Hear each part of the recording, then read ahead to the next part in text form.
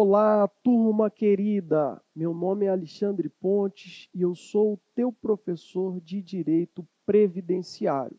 Nós vamos falar hoje sobre direito previdenciário, sobre o conceito da Seguridade Social. Nós vamos falar sobre tipos de aposentadoria mais usual no nosso país.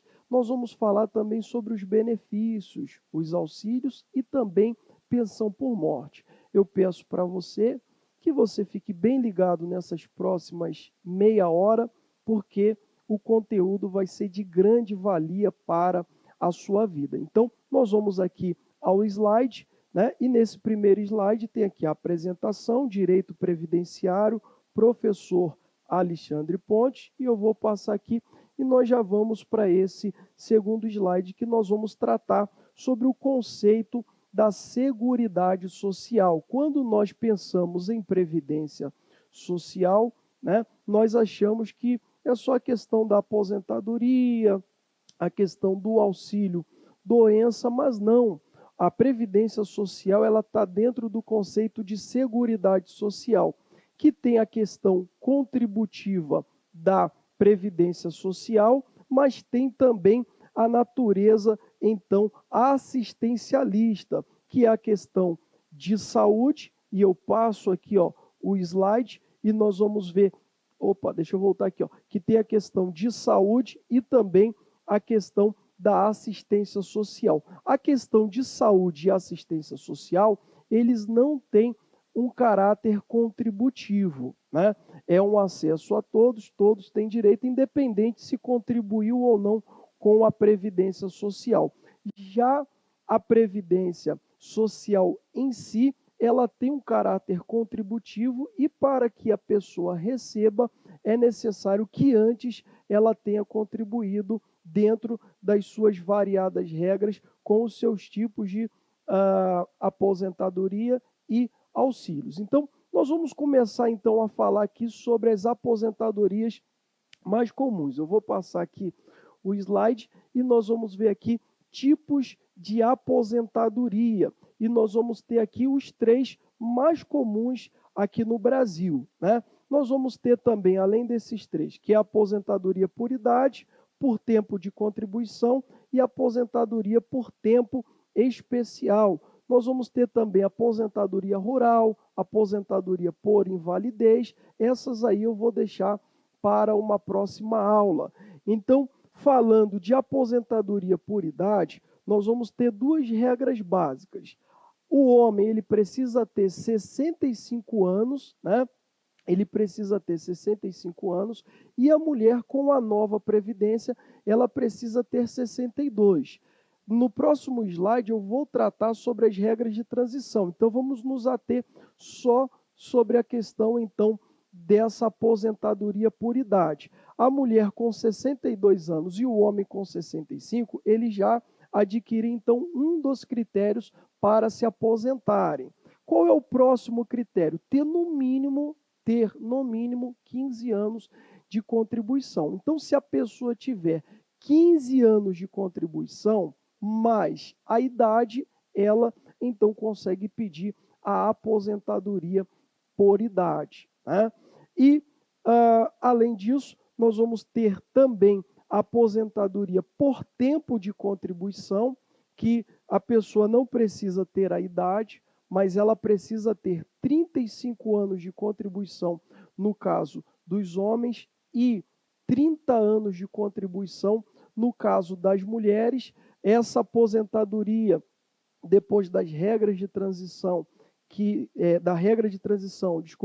eu vou tratar aqui no próximo slide, nós vamos observar que essa aposentadoria ela vai encerrar, ela não vai existir mais, né?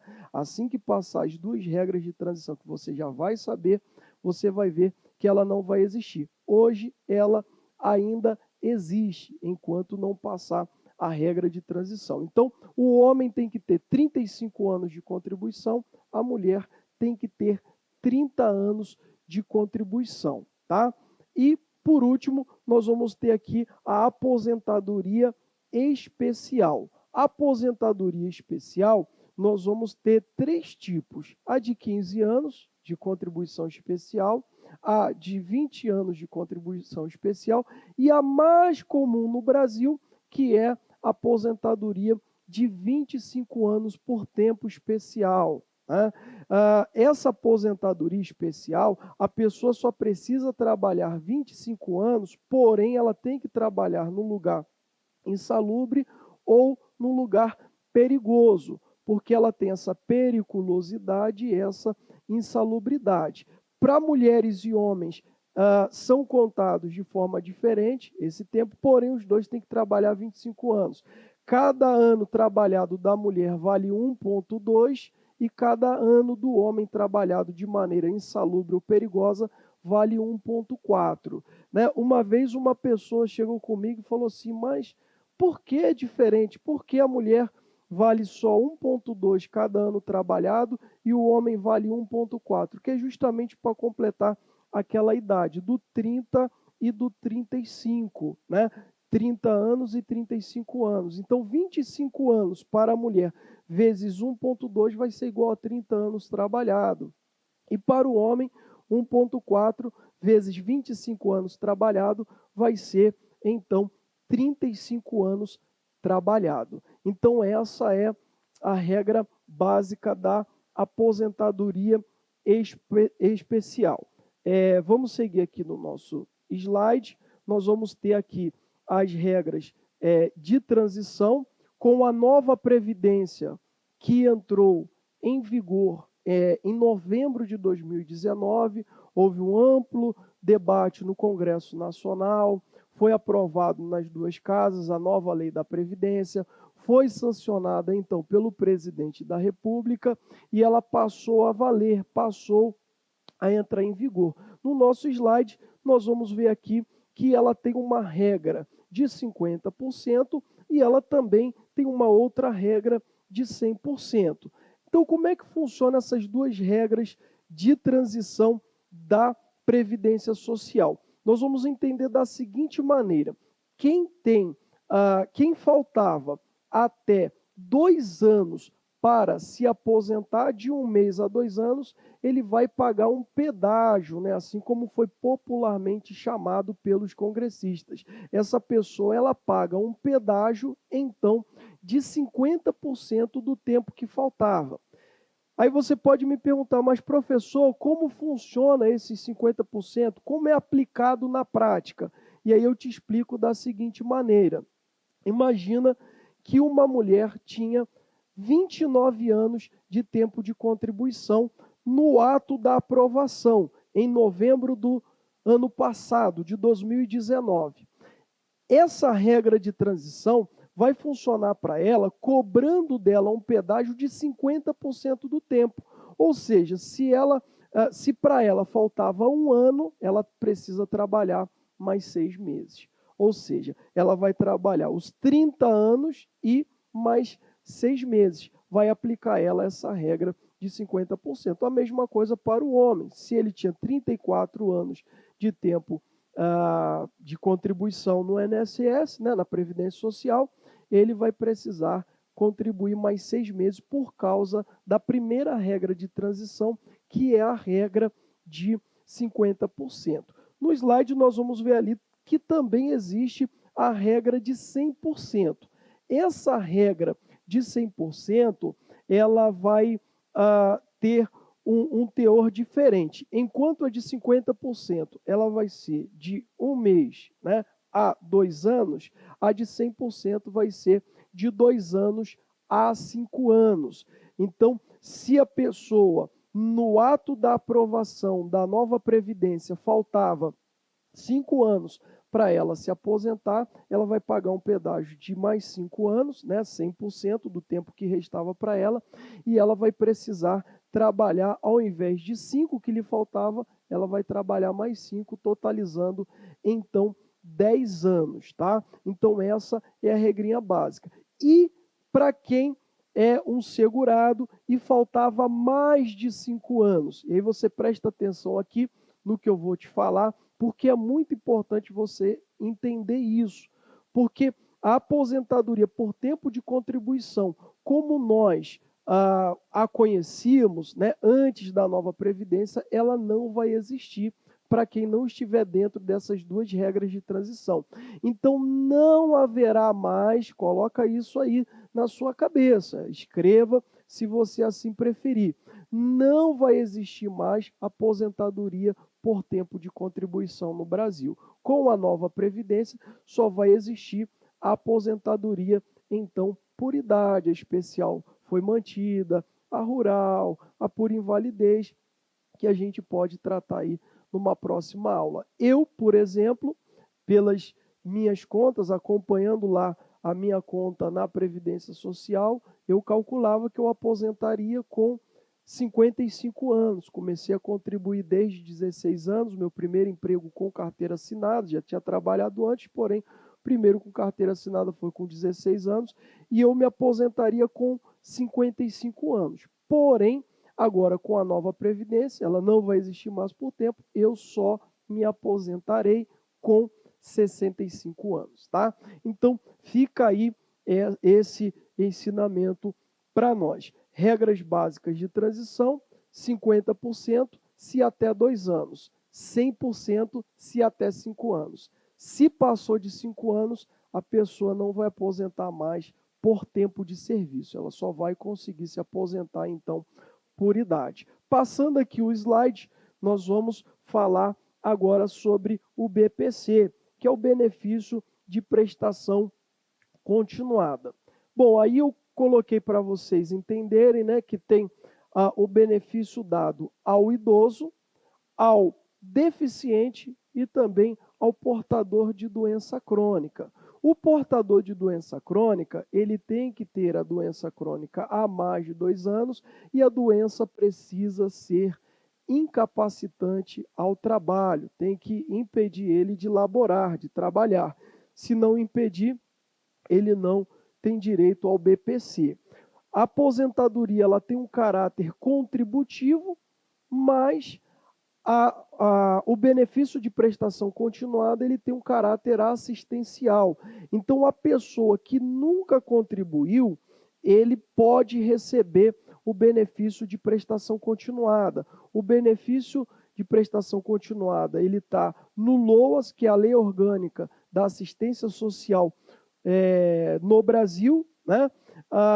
Ainda que a pessoa não tenha feito uma contribuição, nunca tenha feito contribuição alguma, ainda assim a pessoa ela tem direito, né? Aqui no slide nós vamos observar que o idoso ele precisa ter 65 anos, nós colocamos aqui o idoso, nós vamos observar que ele precisa ter 65 anos, não tem aquele critério da aposentadoria, mulher com 62, homem com 65, não. Ele precisa ser idoso, não tem um caráter contributivo, como eu falei, é um caráter assistencial, então ele precisa ter 65 anos, ele precisa ser carente, né? Ou seja, ele tem que ter uma necessidade de se alimentar e não conseguir prover o seu próprio alimento. Aí ele faz jus a esse direito, então, de receber o BPC, tá? Ainda que não tenha atingido o mínimo para aposentar, ele continua tendo direito, né? Por quê? Porque ele é carente. Aí você pode perguntar, mas professor, como é vista, analisada a carência mediante a lei do benefício de prestação continuada? A carência ela é analisada de duas maneiras. A Previdência Social é ela quem paga, né, esse benefício assistencial, e o que acontece? Para que a pessoa ela receba, eles consideram uma renda per capita, ou seja, por pessoa, de até R$ 258. Mas já há uma jurisprudência pacífica que na Justiça Federal, que a pessoa que tem uma renda per capita de até R$ 500, ela pode receber o benefício de prestação continuada. Então, a pessoa pode morar numa casa com 3 pessoas, com 5, com 10 pessoas, não importa. Pega-se a renda de todos que trabalham de maneira formal, soma-se ali, se tiver crianças, bebê de colo, não importa, pega-se o número de pessoas que moram naquela casa, mais o número da renda de cada pessoa, soma-se e divide pelo número de moradores. Então, nós vamos ter ali a renda per capita daquele idoso, daquele deficiente e daquele portador de doença crônica incapacitante para o trabalho por mais de 2 anos, tá? Então, essas são as informações básicas acerca do benefício de prestação continuada. Vou passar o nosso slide aqui. Nós vamos ter aqui no slide agora os auxílios, e aí eu queria que você prestasse bem atenção, porque nós vamos ter aqui nesse slide a questão do auxílio acidente e também do auxílio doença. Queria falar com vocês primeiramente sobre o auxílio acidente. O auxílio acidente é um benefício de natureza indenizatória. Ele pede que a pessoa tenha apresente, né, uma sequela daquele acidente que aconteceu no local de trabalho de maneira permanente, né, ou seja, tem que ser uma sequela que permaneça ali no corpo da pessoa, né, e reduz também dele, né, daquele segurado, a capacidade laboral. Além disso, ele vai precisar passar por uma avaliação pericial, né, e não vai impedi-lo de repente, trabalhar em um outro local com uma outra coisa que ele consiga fazer, mesmo que ele tenha uma sequela que o incapacite ali para aquele serviço que ele exercia. Ele vai poder trabalhar em outro local e também não vai impedi-lo de receber esse auxílio. Ele vai continuar recebendo o auxílio e trabalhando em um outro local, tá? Então, esse é o auxílio acidente. Nós vamos ter também o auxílio doença. O auxílio doença, a pessoa que recebe, que faz jus ao recebimento, ela precisa também necessariamente estar na qualidade de segurado, ou seja, ele precisa estar contribuindo com a Previdência Social. Se ele tiver sido demitido, né, ou pedido a conta, nós vamos ter algumas regrinhas. Se foi demitido, ele fica mais 12 meses na qualidade de segurado. Se ele pediu demissão, ele fica mais 6 meses na qualidade de segurado. Se ele ficou doente após esses 2 períodos, ele vai ter direito de receber o auxílio doença. Ele precisa apresentar um laudo com a CID da doença, né? A CID é o Cadastro Internacional de Doenças. Ela vai ter uma numeração nesse cadastro internacional, ele vai apresentar o número da CID da doença. Interessante também a gente falar que esse auxílio doença, a doença permanecendo na vida da pessoa e impedindo ela de trabalhar por um longo período, pode se transformar também numa aposentadoria por invalidez. Então, esses foram os auxílios. Passando o slide aqui, nós vamos falar agora, por último, nossa aula já vai chegando aqui ao final. Espero aí que vocês estejam gostando, porque o conteúdo realmente é de muito valor nos dias de hoje, haja vista que nós tivemos uma reforma previdenciária há menos de um ano, né? Então, a pensão por morte, nós vamos observar 2 situações aqui. A primeira, quem tem direito? E a segunda, o prazo de recebimento. Então, vamos lá. Quem tem direito a receber pensão por morte?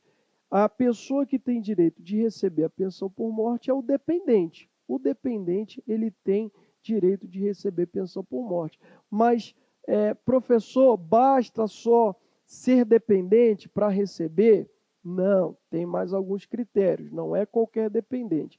Ele precisa ser o cônjuge, o companheiro, a companheira, os filhos têm direito, enteados também, desde que eles tenham menos de 21 anos. Se forem inválidos, vão receber a pensão até por um tempo maior do que 21. Mas filhos e enteados necessariamente vão receber a pensão do pai ou da mãe segurada até 21 anos, tá? Os pais do segurado também têm direito. Os irmãos menores de 21 vão receber até os 21 anos, desde que sejam dependentes daquele irmão mais velho que acabou por ir a óbito, tá? Uma outra questão interessante também, que vale a pena a gente ressaltar, é a questão dos divorciados e dos separados judicialmente. Entenda, não basta só ser separado de fato, tem que ser separado de direito ou divorciado. Desde que esse separado de fato ou divorciado receba pensão alimentícia do segurado que veio a óbito, ele vai ter direito também à pensão por morte. Se caso ele não recebia a pensão alimentícia judicial, né, ele não vai ter direito à pensão por morte, né? Para se provar é um processo bem complicado, mas se tiver lá judicialmente uma pensão alimentícia, ele passa a ser beneficiado daquele segurado que morreu, tá? Nós vamos ter, deixa eu voltar aqui, nós vamos ter também o prazo de recebimento. Qual é o prazo de recebimento, então, para aquela pessoa que é beneficiária? No momento do óbito do seu, enfim, cônjuge, pai, enfim, de toda aquela classe de pessoas, né, que nós falávamos aqui. Se esse beneficiário ele tinha 21 anos, né, se ele tinha menos de 21 anos, ele vai ter 3 anos de pensão por morte, tá?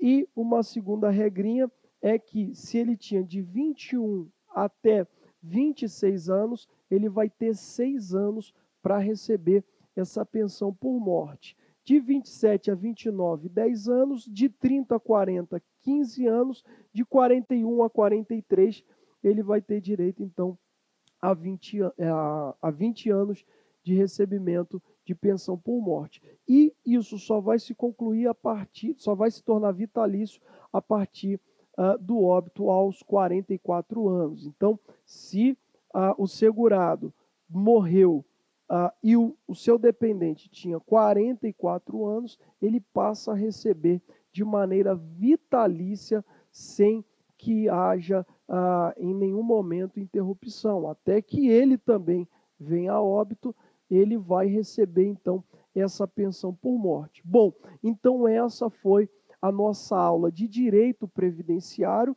e nós falamos aqui sobre o conceito de previdência social, nós falamos também sobre tipos de aposentadoria, nós falamos sobre benefício de prestação continuada, falamos também sobre os auxílios existentes, né, o acidente e o doença, e falamos também sobre pensão por morte.